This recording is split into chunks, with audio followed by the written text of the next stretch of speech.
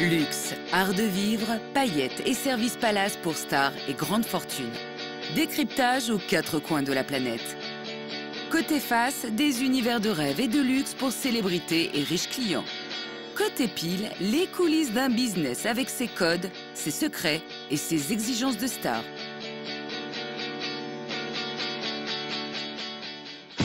Bienvenue dans les fêtes d'exception. Bal de la haute société dans la pure tradition des événements mondains. Fête incroyable à 1800 mètres d'altitude au beau milieu des pistes de ski. Soirée dans un luxueux palais à Marrakech. Ou gala prestigieux avec tapis rouge et parterre de stars. Salut, ça va? Je suis très content, salut! C'est le gros stress, l'adrénaline qui monte là. Pour que la magie opère le temps d'une soirée, des mois d'organisation, des armées de petites mains qui veillent aux moindres détails et doivent parer à tous les imprévus. Je vais être super gentille, super mignonne, tout ce que vous voulez. Par contre, il y a un dérapage et la sécurité, c'est tout le monde dehors. Dans les coulisses de ces fêtes d'exception, les organisateurs n'ont pas le droit à l'erreur. De leur efficacité dépend la réussite de la soirée. Les stars sont exigeantes et ne doivent rien percevoir des efforts déployés dans l'ombre. C'est pas grave en soi, mais enfin, ça, tu vois, c'est du boulot, de la manutention en plus. On joue sur scène ce soir. Dès que les invités arrivent, le rideau se lève. Plongés dans l'univers des célébrités et des milliardaires, mais aussi de ceux qui sont à leur service. Un monde hors norme où tous les rêves sont permis, à condition d'être une star. Paris, les Champs-Élysées. C'est l'avenue la plus prestigieuse du monde, là où se déroulent les plus belles soirées. Ce soir, devant le Lido, les stars se pressent sur le tapis rouge. Parmi elles, l'actrice Leila Bekti et la réalisatrice Géraldine Nakache. Non, sinon on serait... On repart, hein. Le chorégraphe Kamel Wally. La comédienne Marie Gillin.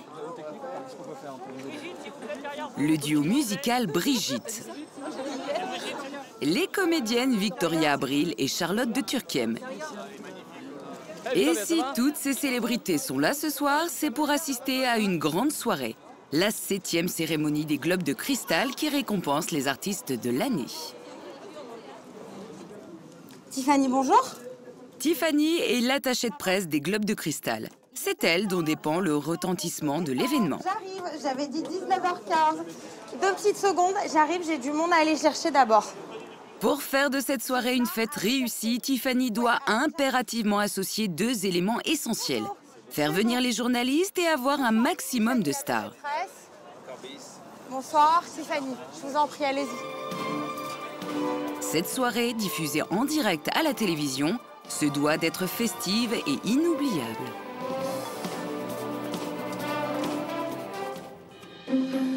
Nous retrouvons Tiffany la veille du grand jour. Elle rejoint l'équipe organisatrice pour une dernière réunion. Je suis désolée, on est un petit peu en retard. Serge Benaïm, le producteur de la soirée, clarifie les rôles des uns et des autres. 19h, 19h15, tu es obligé d'ouvrir les portes. Tu peux pas les laisser dehors à -7. Voilà. Donc c'est pour ça qu'il faut être prêt à 19h, 19h15. Moi, j'ai mes 3 filles à l'entrée. Chérine sur le tapis rouge et avec les télés. Et moi, je les récupère sur le photocall. Le photocall est le lieu où sont amenées les stars pour être immortalisées par les photographes. Il faut évacuer un maximum de personnes ici, d'accord? Qu'ils aillent au vestiaire et qui rentrent, qu'ils aillent au vestiaire qui rentrent. Parce que les badauds qui veulent regarder les people se faire photographier, ils sont tous comme ça, on ne peut plus avancer. Hein. Problème de dernière minute, Tiffany manque d'invitation pour ses journalistes. L'événement est de plus en plus connu et les médias essaient d'obtenir des accréditations jusqu'au dernier moment. 14, donc déjà à la base, il m'en manque 2. Moi, t'en as 14. Hein. Non, je te jure. Non, mais je te jure. Je te jure. Ça se trouve, tu vas avoir une bonne surprise, Tiffany. Non, mais non, parce que j'ai eu 3 machins. Mais j'espère que tu vas le faire la À force d'insister, Tiffany obtient gain de cause. Celle-là et celle-là. Donc j'ai quoi comme table? 420. 8. 420, vous me l'avez jamais T'en donné. as 15. Eh ben, Non, écoute, mais à tu vois, celle-là, c'est tu celle que je te récupères donne celle-là. aujourd'hui. Alors donne-moi tout de Donc, suite la il 420. te manque qu'une place. On peut pas. Ça, c'est des box vraiment de 3. On peut pas aller serrer? Franchement, on Le pourra. Lido, Tu vois ce que je veux dire? On pourra. On Il y aura pourra peut-être pas un couvert, ensuite il faut ramener en plus. C'était quoi le problème, Tiffany, avec les places? Là, en fait, ils ont oublié de me placer 3 journalistes. On est toujours en train de chercher des places. On a au final beaucoup d'invités, pas beaucoup de places. Donc j'ai réussi à récupérer mes 3 places pour mes 3 journalistes. C'était indispensable que je les place. Voilà, et il me les avait oubliés. Mais ça fait partie des aléas. Est-ce qu'on peut se faire un petit point, 2 minutes? Avec plaisir. Tac. Allez, on fait un point. Je vais mettre mon téléphone en silence. Ouais, j'aimerais avoir un peu plus d'infos parce qu'on n'en a pas encore parlé. Des people ou gens connus qui seront là demain. Les grands noms, il y a Omar Sy, François Cluzet, Karine Viard, Marina Foïs, Marie Gillin, Léla Becti, Stéphane Guillon, Jacques Gamblin, Louis Bertignac, les Brigitte. Les grandes fêtes d'aujourd'hui ne sont plus uniquement réservées aux capitales et aux plages de la Côte d'Azur. Les stations de ski se livrent une guerre sans merci pour organiser des soirées exceptionnelles qui attirent une clientèle prestigieuse et fortunée. À Avoria, Éric Fontanet a imaginé un concept innovant. Son pari, lancer des fêtes en plein air, à 1800 mètres d'altitude et faire danser des milliers de skieurs au sortir des pistes au beau milieu de la neige. Un concept qu'il a baptisé les Avo Night Party. Alors, Ce matin, toute son équipe est sur le pont, car ces fêtes sont bien plus compliquées à organiser qu'aucune autre. Éric le sait, il va devoir composer avec les aléas de la météo et faire face aux imprévus d'une fête organisée à ciel ouvert. Que tu peux éventuellement me les faire voir. Ouais, c'est pas trop mal. Je vous rappelle que demain en après-ski... Les après-ski sont des soirées qui se dérouleront dehors, devant les restaurants de la station. Les trappeurs chez l'Envers, ça se passe pas trop mal. La neige tombe, donc tout va bien. Donc demain, ils annoncent déjà du beau. L'équipe a déjà bien travaillé en amont pour toute la préparation, parce que c'est vrai qu'il y a quand même 11 établissements à mettre en route dès demain. Ça, c'est le premier DJ qui arrive. Pour faire danser les skieurs, Éric fait venir 8 DJ. Ok, super. Eh ben, écoute, on va partir avec le scout et puis on revient te récupérer. Allez, c'est parti, mon kiki. Pas de costume chic pour cet organisateur de soirée, mais un bonnet et une doudoune. Les DJ arrivent au compte-gouttes cet après-midi. Pour aller les chercher, Éric utilise un transport original, un scooter des neiges. C'est une station sans voiture où on se déplace en traîneau, la majorité du temps pour les vacanciers ici. Et puis pour nous qui avons du travail, on se déplace en motoneige ou également avec des engins à chenilles. C'est ici, à 500 mètres de son bureau, qu'Éric va récupérer les DJ à l'accueil de la station. Bien voyagé ? Pascal, alias DJ Oscar Knight, vient d'arriver. Ces 2 caisses qui contiennent ses platines vont être transportées sur la luge du motoneige. C'est étonnant comme moyen de transport, non? Oui, mais c'est bien, je trouve ça original, c'est sympa. C'est bien qu'une ville soit coupée de toute circulation, je trouve. C'est très chaleureux, c'est familial, c'est bien. C'est samedi, le jour d'arrivée des vacanciers. La station est complète, il y a près de 10 000 personnes en pleine saison à Avoria. Les voitures interdites dans la station affluent aux abords du parking. L'organisation n'est pas au point. Ça, c'est bien le BIMS, là. Hein? Eh ben, c'est ce que... on a toujours fait ça. Les agents d'accueil nous disent de venir ici. Donc, je comprends pas. Pourquoi, aujourd'hui, on décharge ici? Ça va pas faire, ça. Éric n'avait pas prévu ce contretemps. Ces places réservées au déchargement des DJ ne sont pas libres. Vers les barrières, non. Le problème, c'est que, bon, on est un jour d'arrivée sur Avoria, attention. Et c'est vrai que, bon, il y a pas mal de monde, surtout cette semaine. D'habitude, on les fait décharger ailleurs. Et je ne sais pas pourquoi, les agents d'accueil ont décidé de les faire garer là aujourd'hui. Donc, on est un petit peu embêtés.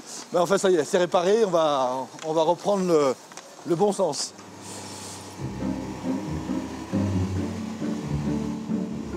Toute la journée, Éric va acheminer les DJ et leurs sonos, soit près de 5 tonnes de matériel.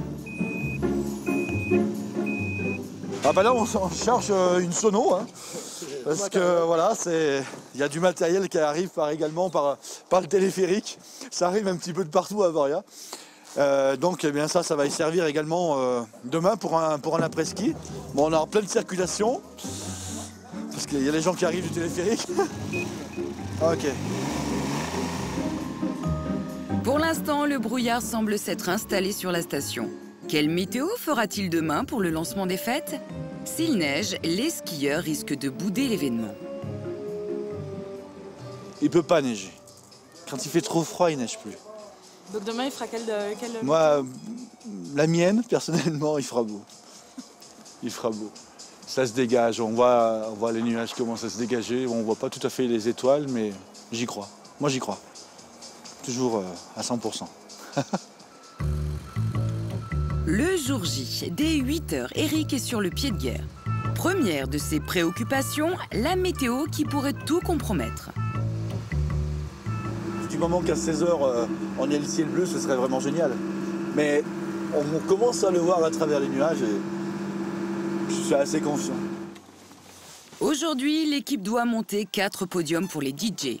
Sur les 15 jours de fête, 11 établissements se sont prêtés au jeu. Tu prends Max de ce côté, le gros là? Eric est contrarié, son équipe a apporté trop de matériel. Pourquoi deux traverses? C'est obligatoire? Non, je vous avais demandé une traverse, je vous ai jamais demandé 2 traverses. Bon, allez, c'est parti.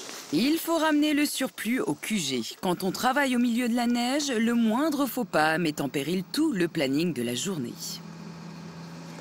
Et le travail de force continue. Si tu pousses, c'est très très lourd. Oh. Ah, la difficulté là, c'est voilà, la neige encore une fois, et puis c'est vraiment très très lourd. Ce sont des caissons de basse, donc le caisson de basse doit faire à peu près 150 kg là, donc.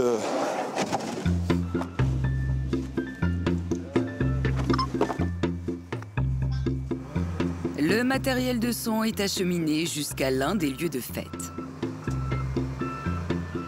On y arrive. Le responsable du restaurant a préparé pour la fête un podium en neige. Ils sont où, C'est ici que sera posté le DJ. Il reste tout le son et la décoration à installer. Mais nos organisateurs s'y croient déjà.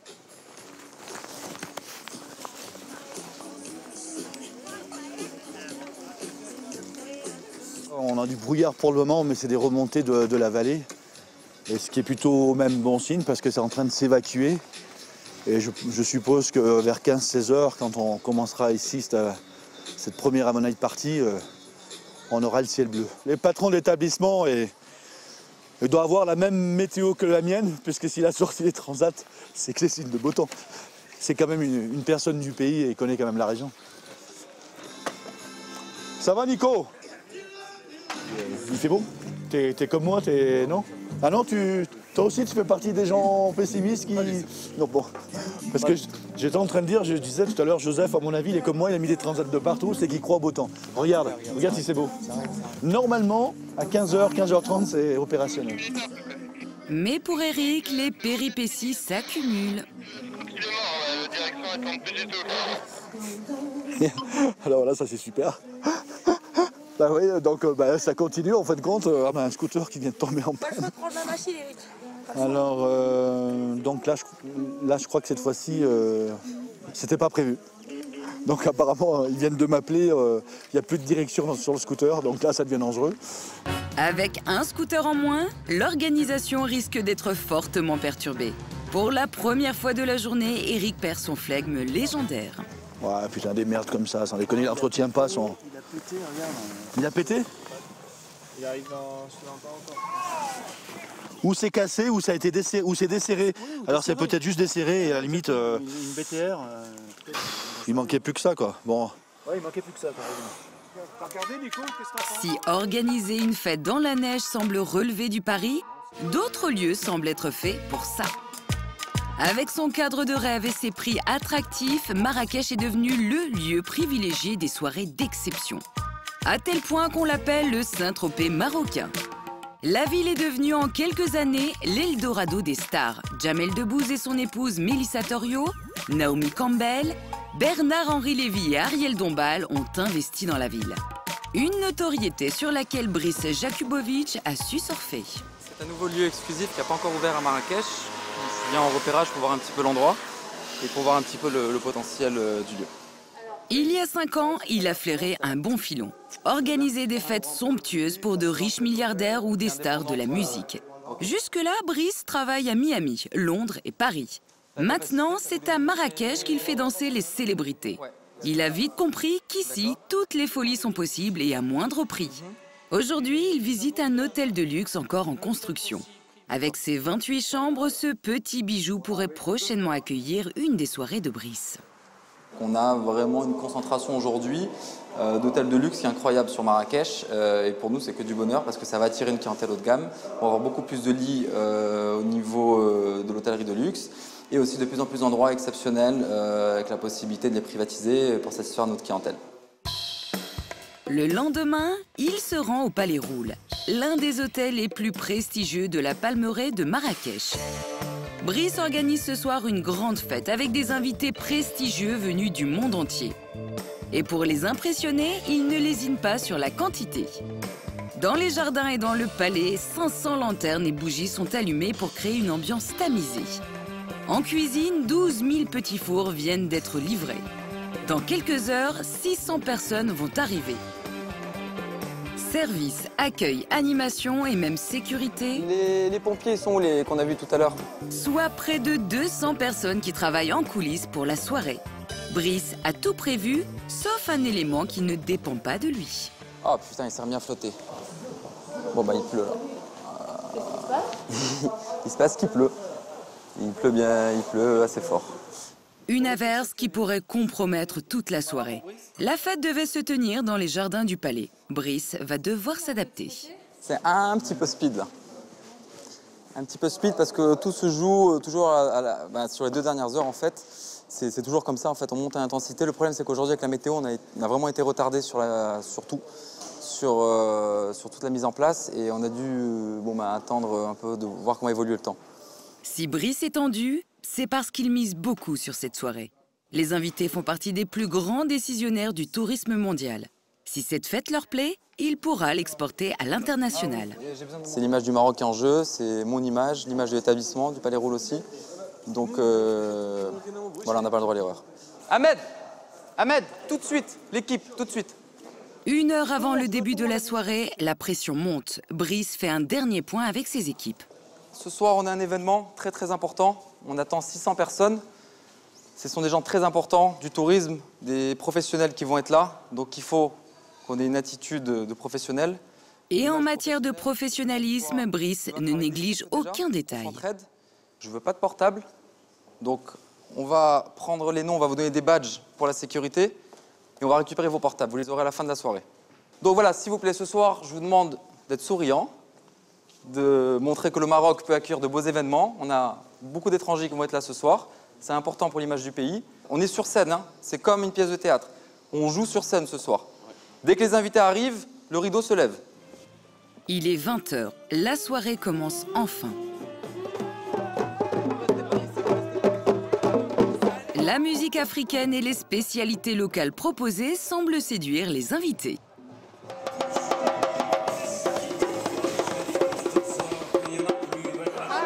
Qu'est-ce que vous pensez de l'endroit? Sublime. C'est un événement incroyable. Quand tu rentres, tout est beau et fantastique. C'est magnifique. Je suis agréablement surprise. Waouh, c'est très joli. Mais une nouvelle fois, la météo s'en mêle. Brice doit passer au plan B. Et il a une idée plutôt originale. Ouvrir les chambres du palais pour que les invités ne restent pas sous la pluie. C'était le but aussi, que les gens puissent découvrir l'endroit. Et puis bon, c'était aussi nos plans de secours par rapport à la météo. Et contre toute attente, cette solution de secours a l'air de plaire. C'est fantastique. On adore, ça nous rappelle les années 60. Quand on faisait ce genre de soirée à la maison, dans de grands lits doubles.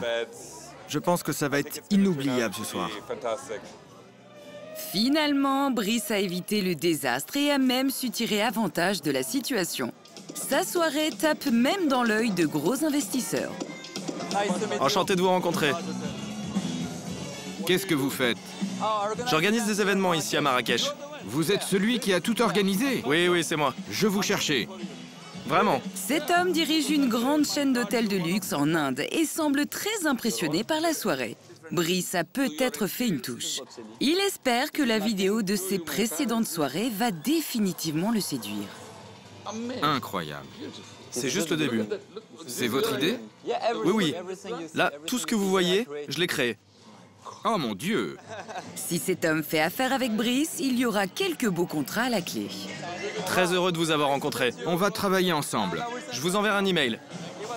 Brice a misé sur le bon spot. Marrakech semble être le lieu idéal pour réaliser des fêtes incroyables à moindre coût. Si le luxe en est l'ingrédient indispensable, la tradition est aussi au centre de certaines soirées d'exception. Parmi ces rendez-vous incontournables des stars et de la haute société, le bal des débutantes à Paris. La fille d'Alain Delon et celle de Bruce Willis et Demi Moore y ont participé. Une institution qui a créé des émules.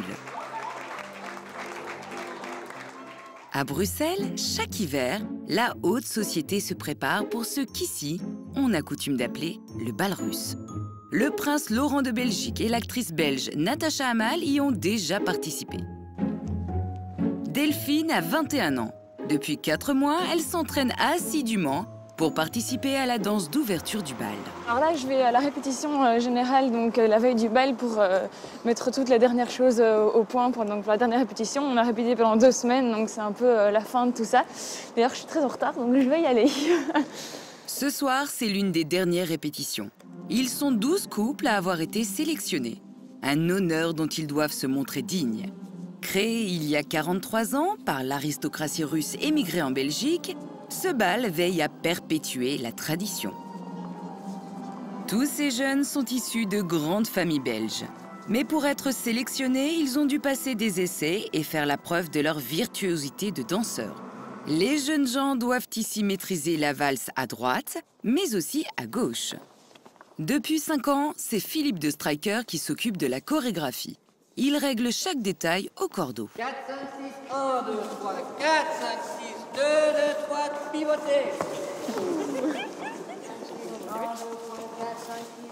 De la prestation de ces couples dépend la réputation du bal. Ils n'ont pas le droit à l'erreur. Ils doivent assurer leur entrée dans le monde. Alors, le chorégraphe ne laisse rien passer et utilise une méthode surprenante pour faire comprendre aux danseurs leurs erreurs. Attention, est-ce que ça c'est une ligne? Non. Le chorégraphe est quand même exigeant, mais bon, c'est normal, quoi. C'est pour que ça donne bien le jour de la chorégraphie. Donc voilà, mais bon, la chorégraphie n'est pas évidente, donc il faut beaucoup de discipline pour pouvoir arriver à quelque chose de montrable. Avant et encore avancer. 4, 5, 6, 1, 2, 3, 4, 5, 2, 3, 4. Si Delphine a choisi un ami pour cavalier, Florence, elle est venue avec son prétendant Emmanuel. Ils se fréquentent depuis 1 an. Ce bal est pour eux l'occasion d'afficher leur engagement devant une assemblée prestigieuse. Mais pour l'instant, ils peinent un peu à trouver leur marque. 4, 2, 3, 4, 5, 6, 5, 2, 3, 4, 5, stop. Tu perds du temps et tu rentres dedans. On reprend. Eh bien, on a une grosse difficulté à se coordonner dans un moment aussi très pressé et très précis. Enfin, on est tous très serrés l'un sur l'autre. Et du coup, ça engendre un certain stress aussi parce qu'on se fait marcher dessus. Et c'est vrai que ça peut être très douloureux. Et le stress, ça n'arrange rien, évidemment. Je voudrais que ce soit correct. Déjà qu'ils puissent le faire sans se rentrer dedans, sans se cogner, sans se faire mal. Parce qu'avec le stress du bal, peut-être que ce sera encore moins bien que ce qu'ils peuvent faire quand ils sont vraiment concentrés dessus. Donc, il y a encore du travail. 4, 5, 6. Barbara Arfouche veille depuis 10 ans à maintenir le niveau de la danse d'ouverture du bal russe, une gageure. Les jeunes femmes du 21e siècle ont perdu les réflexes de maintien des grandes dames. Vous ne prenez pas assez de place ni d'ampleur. Donc ce serait, je pense, beaucoup plus joli de tenir chaque pan de jupe, comme on vous l'a appris, mais d'ouvrir les bras et de vous tenir droite. Et en plus, quand vous valsez, si vous tenez la tête légèrement sur le côté, c'est beaucoup plus joli aussi. Si vous inclinez la tête. Si vous avez le temps d'ici demain, regardez les films de Sissi. Après 4 mois de préparation intensive, ces représentants de la bonne société bruxelloise vont-ils être à la hauteur? Delphine, qui mène en parallèle une vie d'étudiante moderne, a bien conscience que sa participation à cette manifestation un peu surannée peut dérouter. Ce soir, elle a rendez-vous avec des amis qui font partie du même milieu qu'elle. À la dernière répétition, je sais pas si tu as vu, il y avait des petites filles de 12-13 ans qui étaient à la porte et qui regardaient. Et puis il y en a une qui a lancé comme ça un peu fort, que ça s'est entendu à travers la porte. Oh, il y en a encore qui dansent ça, l'air de dire c'est complètement démodé et tout. Je trouve ça marrant alors que bon, il y a quand même plusieurs balles qui se font et il y en a quand même pas mal de personnes qui dansent encore la valse. Enfin, c'était marrant de voir leur réaction. Ça reste peu courant quand même. Ah oui, c'est vrai que ça reste peu courant, mais bon. Guillaume, le petit ami de Delphine qui devait être son cavalier, a finalement déclaré forfait. J'avais commencé le bal en fait, les répétitions avec Delphine qui était ma cavalière. J'ai fait ça pendant un mois, quelque chose comme ça. Et puis j'ai arrêté, je me plaisais pas, c'était pas pour moi je pense. Enfin les répétitions, c'était très militaire, je trouvais très rigide. Bon, moi je me plaisais pas. C'est assez particulier, c'est des personnes, des personnes soit issues d'un certain milieu, soit issues d'une certaine communauté qui se retrouvent pour ce bal. Donc c'est normal qu'il y en ait beaucoup qui connaissent pas l'existence de tout ça. Je me souviendrai toujours la première fois que j'avais été chez ma coiffeuse et que j'avais dû lui expliquer pourquoi est-ce que j'avais besoin d'un chignon. Elles étaient vraiment émerveillées, elles trouvaient ça trop chouette, trop gai. C'est vraiment sympa quoi. Oui, c'est ça, ça fait conte de fées et c'est super sympa quoi. À Paris, l'avenue des Champs-Élysées. C'est dans la célèbre salle du Lido que la soirée des globes de cristal va avoir lieu dans quelques heures. Tiffany, l'attachée de presse de l'événement, a encore de nombreux détails à régler. On est le jour J, on est à moins 5 heures, finir d'organiser, régler les derniers problèmes, les dernières accréditations. Tiffany doit installer l'emplacement où les photographes vont pouvoir mitrailler les stars. Le photocall, mal préparé, peut vite tourner à la foire d'empoigne. L'année dernière, j'avais aucune barrière. Il n'y en a aucun qui a bougé. Je vous jure, il n'y en a aucun qui bouge. Non, mais s'il y en a un qui bouge, c'est dehors. Moi, je te promets, il ne bouge pas avec moi. Je pète un plomb, j'enlève les talons de 12. Ça fait peur, hein? Non. Elle enlève les talons de 12, là, franchement, elle les a pas. On descend en répétition. Sur la scène, Julien Lepers répète les plateaux de l'émission qui se tiendra le soir même à la télévision. J'en étais certain. Mes amis, merci de vos applaudissements pendant bien 30 secondes. Franchement, c'est du délire dans la salle. Merci aux Bluebells, merci à tout le monde de nous recevoir comme ça. Ouais, je te lâche un air de bisous, à tout à l'heure, chérie, bisous. Ok. À quelques heures du début de la soirée, Tiffany enchaîne les coups de fil des journalistes. Alors, parmi les nommés ce soir, ils sont tous là, sauf Jean Dujardin, qui effectivement est resté aux États-Unis et qui d'ailleurs hier n'était pas là au déjeuner des Césars samedi. Hein. Donc, ils sont tous présents, c'est confirmé, sauf lui. Vous inquiétez pas, tout le monde est là. J'ai mes téléphones qui sont... Tiffany ne sait plus où donner de la tête. Après avoir tout fait pour attirer les journalistes, elle doit maintenant se montrer intransigeante. Son producteur lui annonce qu'il n'y a plus aucune place disponible. M'a envoyé 2 demandes et j'ai dit non. Ah voilà, moi je viens de répondre. Des journalistes indépendants, photographes de je sais pas quoi, j'en entends même pas parler, c'est non. Je n'en peux plus. J'en peux plus. Se faire allumer, non mais j'ai bouclé. Tu sais ce que j'ai fait? J'ai fermé mon adresse mail. Elle est clôturée jusqu'à demain matin. Moi j'en ai 193 en retard, donc j'ai pas me taper 193 mails. Oui. Tiffany, en reine de la représentation, a fait venir son propre coiffeur maquilleur. Elle veut être parfaite pour cette soirée. Ça va? Ah bah écoute. On n'a rien commencé, on t'attendait. D'accord. Voilà, on n'a pas beaucoup de place, donc il va falloir faire avec. Je vais vous chercher de l'eau, ok? Ouais. J'aimerais bien. Et est-ce que tu peux pousser un petit peu les affaires de Bertignac? Quoi de mieux que la loge du chanteur Louis Bertignac pour se préparer? Ça, c'est lui? Non, ça c'est là. Tu vas le virer. D'accord. Tu me mets combien? J'aurais besoin, par contre, là maintenant, tout de suite, de ma robe à plumes et de mes boucles d'oreilles. Tes boucles d'oreilles. Noires, avec juste des plumes là. Quelle couleur? Noires. Et mes boucles d'oreilles à plumes pour que Jérôme puisse me faire le chignon. Ouais, ok? Parfait. On y va. 45 minutes plus tard, la métamorphose est accomplie. Coiffée et maquillée, Tiffany s'apprête à entrer dans l'arène. Photocall.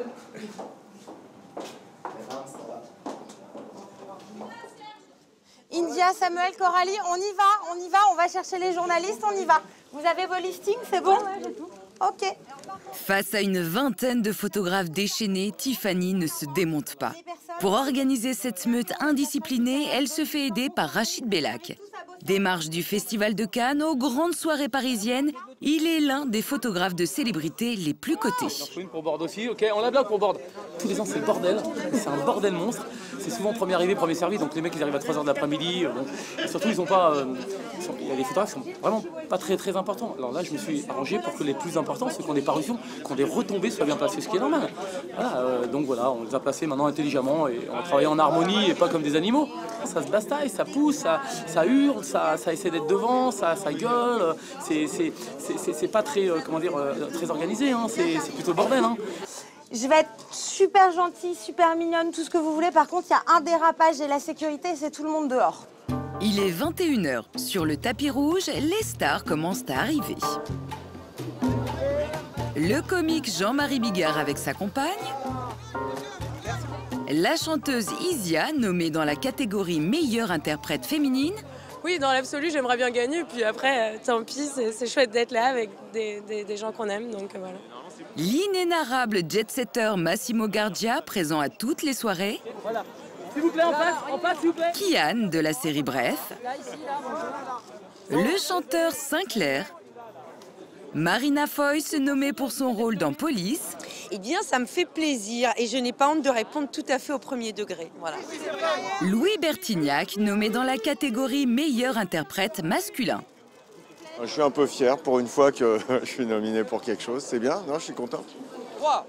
Et le présentateur vedette Julien Lepers qui fait son plateau de lancement de l'émission. Voilà, mes amis, bienvenue sur la plus belle avenue du monde, les Champs-Élysées, ici, devant l'un des plus célèbres cabarets parisiens, sur le tapis rouge. Regarde, sur le tapis rouge, avec les Bluebell Girls du Lido, bien sûr, on va se regarder. À l'intérieur, au photocall, c'est la folie. Les photographes bombardent les stars. Ils ont 30 secondes pour faire la bonne photo. Merci. Géraldine. Ah, c'est bon, il fallait être efficace et rapide. Hein. Ah, c'est ce qu'on dit toujours. La fête va bientôt commencer. Tiffany est tendue. La star la plus attendue de la soirée manque à l'appel. Omar Sy, le célèbre comédien du film Intouchable, se fait désirer. Un quart d'heure après, le voilà enfin. Ce soir, il est nommé dans la catégorie de meilleur comédien. Je suis content. Salut, ça va? Je suis très content. Salut. Doucement, on se va. Excusez-moi, pardon, sur le côté, merci, sur le côté. La soirée va enfin pouvoir commencer. Tiffany est satisfaite, elle a réussi à dompter les photographes. C'est très important de les tenir parce que ça peut partir en cohue en 2 minutes. Parce qu'au final, ils veulent tous la meilleure photo, ils veulent tous le meilleur regard. Et il y a beaucoup de monde, donc il faut que ça soit rapide et efficace. À Avoria, la météo ne s'arrange pas. Eric, qui doit ce soir organiser une fête en plein air à 1800 mètres d'altitude, reste malgré tout optimiste. Le temps me fait pas peur parce qu'en fin de compte, je suis en train de me dire, le brouillard, on n'a pas besoin de mettre les machines à fumer ou à brouillard. Il est là. Donc avec les projecteurs, ça va être géant. Donc pourquoi pas le brouillard? Bon, ça me dérange pas. Avec l'installation des podiums, les ennuis continuent. Mamma mia, pourquoi il manque un câble? Et tu pouvais pas regarder encore avant s'il y avait tous les câbles? Non mais franchement, Max...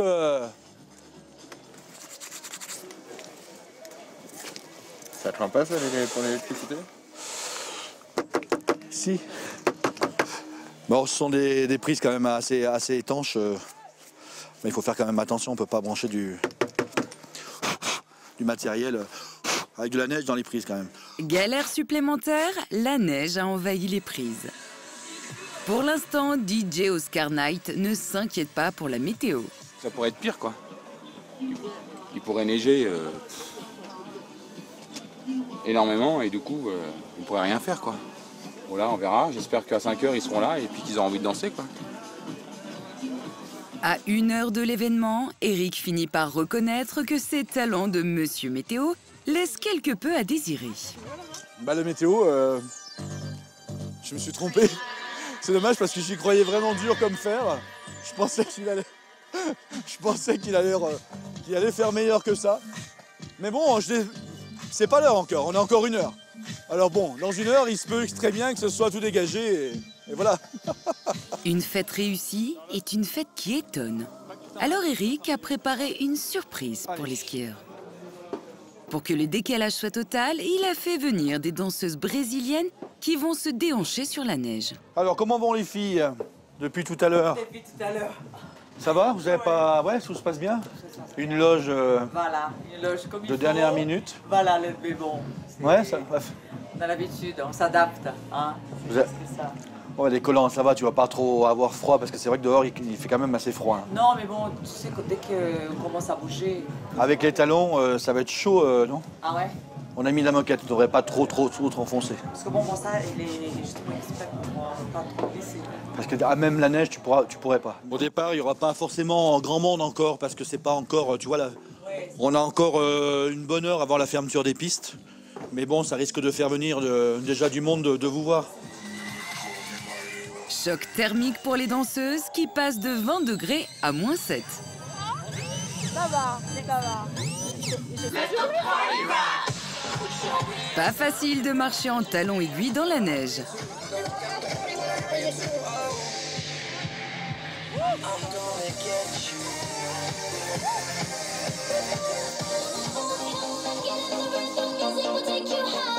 Danseuses et techniciens chauffent le podium. Et bientôt, les pistes de ski se transformeront en pistes de danse. Dans cette boîte de nuit à ciel ouvert, le dress code combi de ski et bottes fourrées est de rigueur. Il y a une super ambiance. Et quand la nuit va tomber, ça va être encore mieux. Génial, génial, franchement, ouais. Là, ça fait plusieurs années en fait qu'on vient là et c'est toujours la folie, quoi. C'est vraiment extra, quoi. Avec la nuit, les danseuses s'autorisent toutes les audaces. Il fait -10 degrés et les voilà parées de plumes. Le carnaval de Rio brille à Avoria.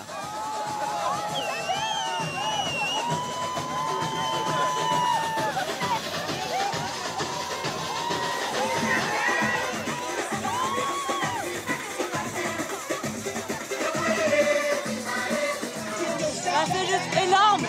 C'est juste énorme. Avoria, c'est the place to be. Les organisateurs ont réussi à braver les intempéries et surmonter les imprévus. Leur fête est un succès. D'habitude, ça se passe dans les clubs, mais là, au moins, c'est dehors, en plein air. Et puis après le ski, avec les chaussures de ski, tous les snows, les bonnets, les gars, ils ont envie de faire la fête, quoi. Il y a pas mal de monde, beaucoup d'ambiance. Moi, je trouve ça assez excellent. Pas mal de skieurs sont venus. Ils sont encore là, encore une bonne heure. La fête bat son plein, en espérant qu'ils reviennent tous l'année prochaine.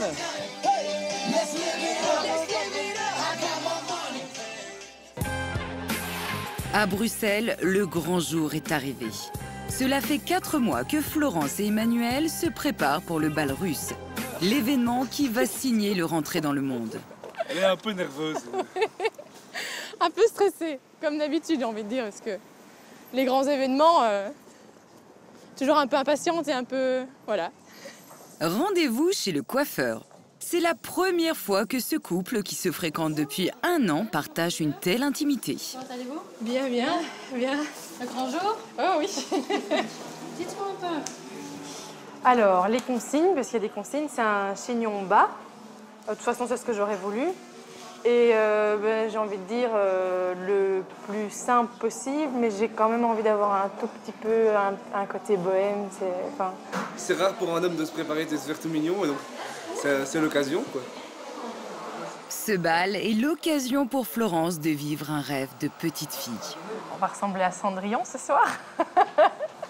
Un rêve de petite fille, je crois qu'il y a beaucoup de petites, de jeunes filles qui aimeraient bien pouvoir un jour porter un beau chignon et ressembler à une princesse, oui, même si ça fait peut-être un peu trop petite fille de parler de princesse. Manu, tu en penses quoi? C'est vous le prince charmant. Ah, tu viens pour quelque chose, non? C'est pas évident. Il faut quand même donner votre avis. Hein. Moi, je la vois arriver comme ça, c'est vrai que ça fait quelque chose, on se croit... Waouh, on se sent quelqu'un, quoi. Comment vous le trouvez, votre prince charmant? Il est parfait, il est très très beau. C'est très beau. Pas question de laisser libre cours à la moindre fantaisie. Le règlement du bal ne tolère aucun écart. Alors, il y a des exigences au niveau du chignon notamment. On nous a demandé, toutes les filles, d'avoir un chignon assez sobre et dans la nuque, un chignon à l'espagnol. Et donc d'être sobre aussi dans les perles, etc. qu'on peut mettre dans les cheveux, notamment. Voilà. C'est grandiose, magnifique. Un chef-d'œuvre. Ah oui. Dans toutes les grandes familles bruxelloises, ce bal est vécu comme un rite initiatique. Florence, étudiante en ressources humaines, n'habite plus chez ses parents. Mais c'est avec sa famille qu'elle veut partager les derniers préparatifs. Alors? Ah, waouh. C'est beau, hein? Tu diras un peu ce que je dois faire. Aînée d'une fratrie de 4 enfants, Florence est la première à participer à ce bal. En attendant son tour, sa sœur joue les assistantes de choc. Et puis comme ça, tout le monde s'occupe un peu d'elle. Hein, Voilà, exactement. D'abord le coiffeur, puis la sœur. Puis tout le monde qui va la regarder, puisqu'elle sera en robe blanche, évidemment. Les consignes sont claires une fois de plus. Le maquillage doit être discret. Excuse-moi, hein, je peux pas les... C'est bien, montre un peu. Non, c'est bien. Et tu vas pas faire trop fort tes lèvres après, hein? Non, non, juste un tout petit peu. Tu vas les faire quoi, là, maintenant? Eh bien, étape ultime, enfiler la robe. Une robe spécialement achetée par sa mère pour l'occasion et qui ressemble à s'y méprendre à une robe de mariée. Donc, la robe devait impérativement être blanche de blanche et avoir des bretelles. À un certain centimètre du sol aussi, je crois que c'est 2 cm au-dessus du sol une fois les chaussures mises. Et alors les bijoux aussi, des perles blanches et impérativement aussi. Alors là, Vous en pensez quoi, vous, madame, quand vous la voyez comme ça? Elle est très belle. Elle a beaucoup de grâce, hein, Florence. Depuis toute petite. c'est gentil. Derrière la porte, Florence est attendue. Vous êtes mignons à attendre là. Oui, attends, on attend la princesse. Ah, tu vas trop tourner un petit peu.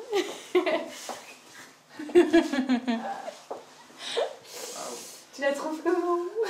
Ah, je sais. Ah non, il n'y a plus.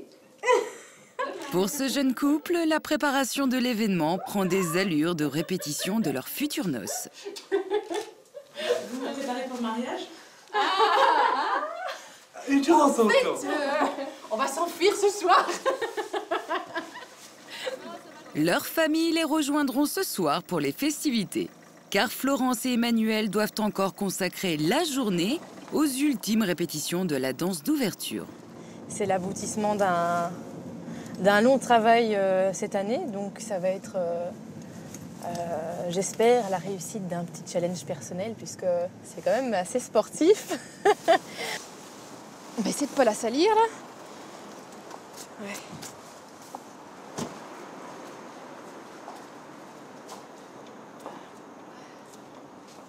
Les jeunes filles se pressent dans les loges pour les derniers préparatifs. Delphine arrive. Le stress commence à monter. Oui, bah voilà, hein, la coiffure, le maquillage. Je vais juste encore enfiler ma jupe pour la répétition finale pour pouvoir faire tous les derniers réglages avec le groupe. Et voilà, et puis maintenant on est vraiment, c'est le jour J. On attend le moment M avec impatience. Il y a l'adrénaline qui commence à monter. Et c'est pas stressé, mais c'est peut-être un petit peu nerveuse quand même. Voilà.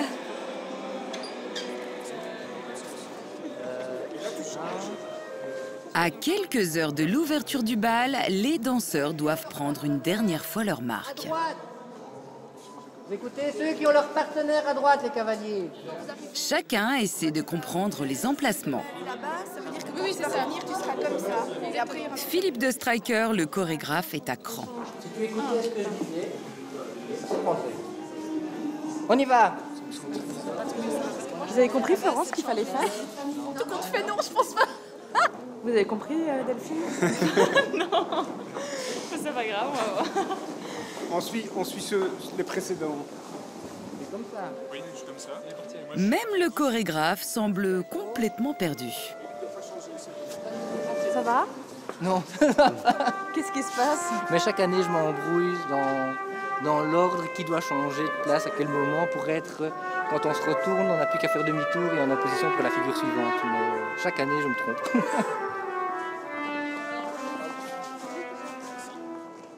Il est 21 h. La haute société bruxelloise arrive dans la prestigieuse salle du Concert Noble. Ambassadeurs, politiciens et dignitaires, pour ces 800 invités, la tenue de soirée est exigée. Robe longue pour les dames et smoking pour les hommes. Le comité d'honneur composé de comtes, barons et princes porte un toast en l'honneur du bal. Voilà, toutes les Barbara Arfouche, en gardienne des traditions, veille au respect du protocole pour la photo. Regardez bien l'objectif, s'il vous plaît. Voilà, bien par ici. Nous allons donc mettre en route la valse de l'ouverture. Et donc, nous allons nous ranger là avec tous les jeunes. Nicolas Znamenski, que je viens de perdre, et moi, nous allons donc précéder les jeunes pour être un petit peu les garants de ces jeunes dans leur entrée dans le monde. Voilà. Un peu les chaperons. En quelque sorte. J'espère des chaperons plus sympathiques qu'autrefois. Je suis très excitée, j'ai très envie que ça commence et que les gens puissent nous voir et je trouve ça vraiment très très chouette. J'ai envie de crier. C'est le gros stress, l'adrénaline qui monte là. Bon voilà, on va se lancer et puis on y arrive enfin. Je sais pas quoi dire. On verra, une chose à la fois. Pour le moment, j'essaie de penser aux gestes que je dois faire et pas au reste. On n'essaye pas de penser au stress.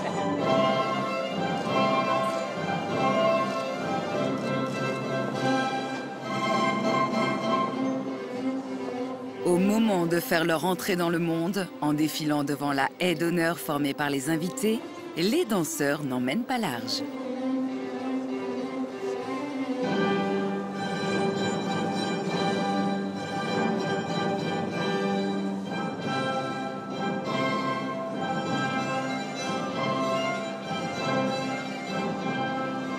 La chorégraphie d'entrée, si chaotique lors des répétitions, se déroule sans faux pas.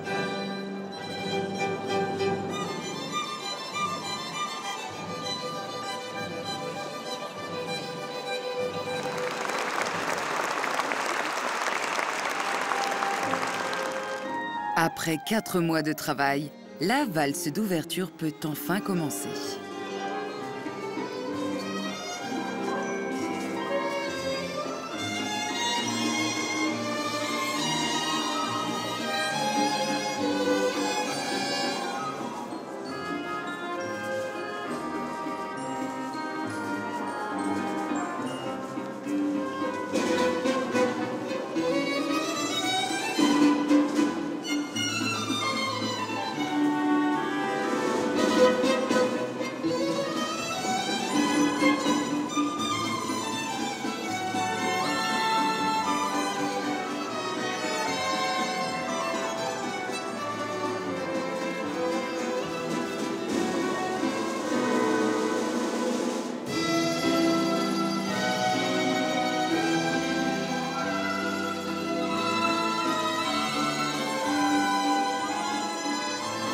Devant cette assemblée de prestige, les 12 couples ont réussi leur examen de passage. Florence et Emmanuel sont chaudement félicités par leur famille. Oh, c'était magnifique, franchement, ça donne envie de faire le bal et de... Oui. L'année prochaine, c'est peut-être Hélène, la sœur de Florence, qui valsera lors de la danse d'ouverture. C'est le secret de la pérennité du bal russe. Une tradition qui se transmet de génération en génération. Au Lido, les danseuses, elles, ont misé sur des tenues beaucoup plus légères pour donner à la cérémonie des globes de cristal un cachet glamour. En coulisses, les photographes s'installent en salle de presse. Ils n'ont pas le droit d'entrer dans la salle pendant la soirée retransmise à la télévision. C'est ici qu'ils vont pouvoir immortaliser les lauréats après leur remise de prix. Le Globe de Cristal pour le meilleur acteur est attribué. Très attendu, le Globe du meilleur acteur. Omar Sy.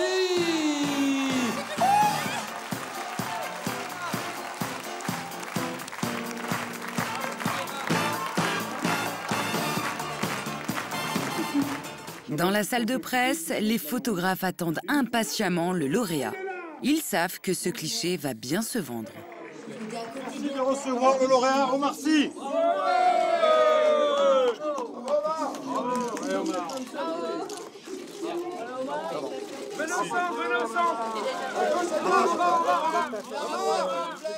Je suis très content, vraiment, je suis très content et je suis déjà très content d'être parmi tous, nominé par tous ces mecs-là, à côté de tous ces mecs-là, tu vois, parmi tout ça, c'est... Serge Benaïm, le producteur de la soirée, suit avec attention la remise de prix. C'est la chanteuse Isia, fille de Jacques Higelin, qui a gagné le prix de meilleure interprète féminine. Vraiment, je pensais pas que j'allais gagner du tout. C'est incroyable, j'étais sûre que j'allais perdre. Je suis ravie. C'est quoi la prochaine étape, là? Bah, c'est la tournée et les victoires. Mais c'est la tournée, surtout. Les prix, c'est chouette, ça fait beau. Ça fait beau sur les cheminées et ça fait plaisir à ma grand-mère, mais moi, ce qui me fait plaisir, c'est de faire des concerts, alors... voilà. Je fais quoi, là? Je vais tout droit? Excusez-moi, Isia, l'attaché de presse, je peux me permettre de vous faire passer devant le photocopie. Le gagnant. S'il vous plaît,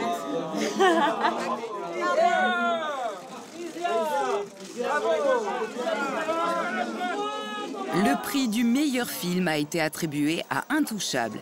Mais Tiffany est sur les nerfs. L'équipe du film est en train de quitter la scène et personne n'a pensé à escorter les stars jusqu'à la salle de presse pour la photo. Putain, mais c'est pas possible d'avoir deux cruches pareilles, quoi. Tiffany doit absolument remettre la main sur l'équipe du film pour que cette récompense soit relayée dans tous les journaux. Ah non, j'ai deux cruches, deux abrutis qui sont pas allés me les chercher sur scène. Donc comment tu veux que j'arrive à les faire monter? Moi, je peux pas m'en sortir. 10 minutes plus tard, Tiffany a réussi à les faire monter en salle de presse. Une seule et après je vous laisse tranquille. Après, moi, je vais y aller. Ouais, une seule j'ai fois, fait je tout vous le laisse truc, tranquille. ouais. Ok. Donc on y va. Avec ses 19 millions d'entrées, le film est l'un des plus grands succès du cinéma français. Y associer les globes de cristal est pour Tiffany la meilleure publicité de la soirée. Et si elle ressort quelque peu fatiguée de la bataille, Tiffany a réussi son pari. Réunir journalistes et stars autour d'une belle soirée tout en surmontant les imprévus. C'est le secret d'une fête d'exception réussie. Rendre les rouages invisibles pour ne laisser transparaître que le glamour.